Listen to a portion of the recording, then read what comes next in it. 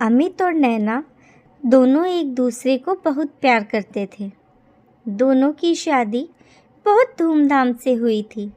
इनकी शादी को 5 साल हो गए थे, लेकिन कुछ समय से इन दोनों के रिश्तों के बीच खटास चल रही थी। अमित नैना को बिल्कुल भी समय नहीं दे रहा था। वह हर समय घर से बाहर रहता था और अपने काम में ही खोया रहता था। नैना हर समय खोई खोई सी रहने लगी थी। नैना स्वभाव से बहुत चंचल और हंसमुख थी, लेकिन बीते कुछ दिनों से उसकी हंसी गायब हो गई थी। वह हर समय चुप सी रहने लगी थी।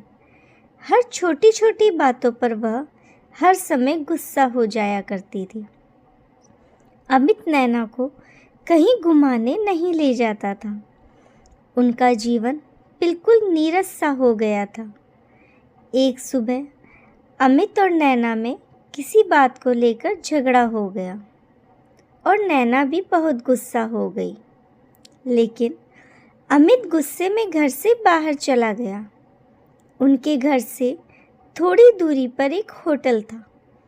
वहाँ वह चाय पीने के लिए रुक गया। वह उस समय बहुत चिड़चिड़ा हो रहा था।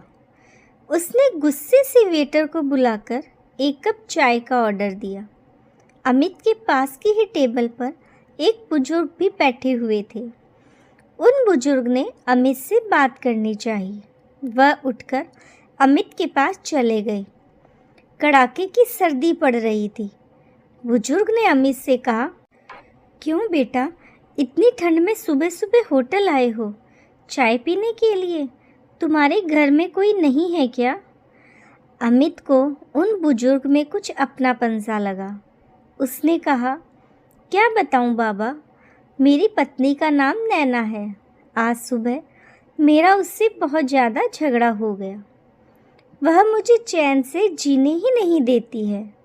बस हर समय चिक चिक चिक चिक किए रहती है। इस कारण पूरे घर का माहौल ख़राब रहता है। मैं क्या करूं, कैसे करूं, मेरे कुछ भी समझ नहीं आ रहा है। उसकी रोज़ की इस आदत से मैं परेशान हो गया हूँ। मैं घर में चैन की सांस नहीं ले पा रहा था, इसलिए घर से बाहर आ गया। बुजुर्ग ने कहा, जब तुम्हारे और तुम्हारी पत्नी के बीच इतना झगड़ा रहता है, तुम्हारी पत्नी इतना चिक चिक करती है, तो तुम्हारे लिए खाना कौन बनाता है?